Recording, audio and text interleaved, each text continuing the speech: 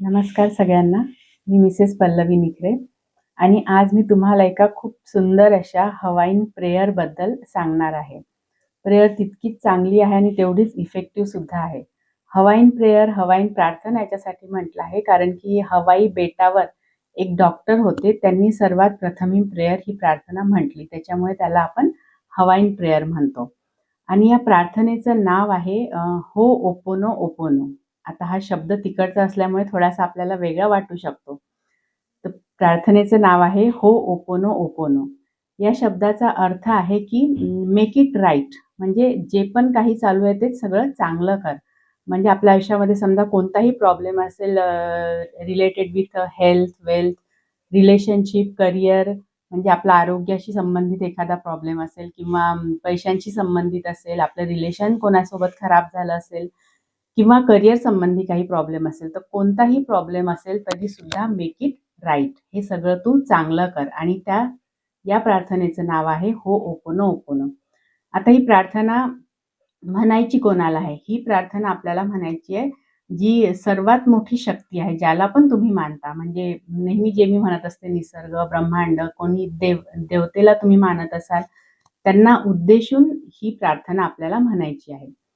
या प्रार्थनेमध्ये फक्त 4 वाक्य आहेत, ते आपल्याला बोलायचे आहेत आणि ते 4 वाक्य म्हणजे I am sorry, please forgive me, thank you, I love you. हे 4 वाक्य आपण त्या ब्रह्मांडाला, निसर्गाला, त्या देवतेला म्हणतो आहे. म्हणजेच जे पण काही माझ्या आयुष्यात सुरू आहे, जो पण प्रॉब्लेम माझ्या आयुष्यामध्ये सुरू आहे, त्याला तू अगदी व्यवस्थित कर. या प्रेयरला म्हणतात हो ओपोनो ओपोनो. आता I am sorry, please forgive me असं का बरं म्हणतो आहे आपण? ते आपण ब्रह्मांडाला याच्यासाठी म्हणतो आहे, की समजा एखादा प्रॉब्लेम असेल किंवा एखादी सिच्युएशन असेल ज्याच्यामुळे आपला त्रास होतो आहे किंवा एखादा व्यक्ती असेल ज्याच्यामुळे त्रास होतो आहे, तर त्या व्यक्तीला आपण हे म्हणत नाही आहे. त्या व्यक्तीला चांगलं कर असं नाही म्हणत आहे. आपण माफी का बरं मागतो आहे, की I am sorry, please forgive me, कारण की आता मी ब्रह्मांडाचं नाव घेते किंवा निसर्गाचं. हे ब्रह्मांड, ही जी सिच्युएशन आहे किंवा हा जो व्यक्ती माझ्या आयुष्यामध्ये आलाय ज्याच्यामुळे सगळं डिस्टर्ब झालेलं आहे, तो कुठे ना कुठे माझ्या कर्मांद्वारे, माझ्या कृतीद्वारे, माझ्या विचारांद्वारे माझ्याशी जोडलेला आहे. ती सिच्युएशन किंवा तो व्यक्ती, आणि म्हणून तो माझा भाग आहे. माझ्या आयुष्याचा तो भाग आहे. ती सिच्युएशन माझ्या आयुष्याची भाग आहे किंवा तो व्यक्तीसुद्धा माझ्या आयुष्याचा भाग आहे. आणि मला आत्तापर्यंत हे माहिती नव्हतं. परंतु आता मला आत्तापर्यंत माहिती नव्हतं, त्याकरिता I am sorry, please forgive me. आणि याची आता पूर्ण 100% जबाबदारी मी घेते. त्याबद्दल आत्तापर्यंत माहिती नव्हतं, म्हणून त्याबद्दल आपण म्हणतोय I am sorry, please forgive me. त्याच्यानंतर आपण म्हणतो thank you, I love you. Thank you आणि आय लव्ह यू कशासाठी? की माझ्या या भागाला, माझ्या या सिच्युएशनला, जी पण माझ्या या प्रॉब्लेमला तू आता क्लीन्स कर. तू आता काय म्हणू त्याला, हील कर. तू आता त्याला बरं कर आणि तू ते करतो आहेस. त्याबद्दल थँक यू आणि आय लव्ह यू. म्हणजे जी सिच्युएशन, व्यक्ती, जे कोणी असेल, तो माझ्या आयुष्याचा भाग होता हे मला माहिती नव्हतं. मी त्यालाच दोष द्यायची, मी त्या सिच्युएशनला दोष द्यायची, परंतु तो माझा भाग होता. हे माहिती नव्हतं, म्हणून I am sorry, please forgive me. परंतु आता मला हे माहिती झालेलं आहे आणि तू आता मला त्याबद्दल हील करतो आहेस, मला बरं करतो आहेस, मला पीसफुल करतो आहेस, मला शांत करतो आहेस. त्याबद्दल thank you, I love you. बस. एवढे 4 वाक्य आपल्याला म्हणायचे आहेत. इथे आपण काय करतोय ना, आपण सिच्युएशनला बदलत आहे, नाही त्या व्यक्तीला बदलत आहे. आपण काय करतोय?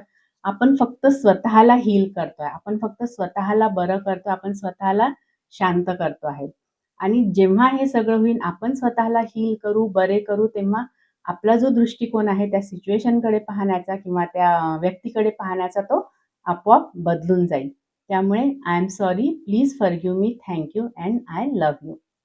असे हे 4 वाक्य आपल्याला ब्रह्मांडाला, आपल्या देवतेला, ज्याला कोणाला आहे त्याला म्हणायचे आहेत. आणि आता जेव्हा आपण म्हणतो तेव्हा हे विथ फीलिंग्स पाहिजे. म्हणजे असं नाहीये, मनामध्ये डाऊट नाही पाहिजे, की हे वर्क करते का? असं होत असते का? नुसतं 4 वाक्य बोलल्याने होते का? We have to surrender the process. ही जी प्रोसेस आहे ब्रह्मांडाची, निसर्गाची, त्याला आपल्याला पूर्णपणे सरेंडर करायचं आहे. तू आहेस, तू माझी काळजी घेतो आहेस, मला माहिती आहे आणि तूच मला याच्यातून काढणार आहेस. बस फक्त हे 4 वाक्य त्याला अशा प्रकारे म्हणायचे आहेत. आता ह्या प्रेयरचा पुष्कळ जणांना खूप जास्त फायदा झालेला आहे. इव्हन जर समजा आपण YouTubeवर बघितलं, की हो ओपोनो या प्रार्थनेचे काय फायदे होतात, तर कितीतरी तुम्हाला व्हिडिओज त्याच्यावर दिसतील. तर ही प्रेयर जी आहे ती खरंच इफेक्टिव्ह आहे, खूप इफेक्टिव्ह आहे. कितीदा म्हणायची आहे दिवसभरामध्ये तुम्ही कितीही वेळा जेव्हा तुम्हाला असं म्हणजे काही इव्हन न वाटलं तरीसुद्धा तुम्ही दिवसभर मनामध्ये हे वाक्य जर सुरू ठेवले, म्हणजे कंटिन्यू आपण काय करतोय ब्रह्मांडाच्या कनेक्शनमध्ये राहतो आहे. निसर्गाशी कनेक्टेड राहतो आहे. म्हणून कंटिन्यू हे वाक्य जरी आपण दिवसभर म्हटले तरीसुद्धा चालतील.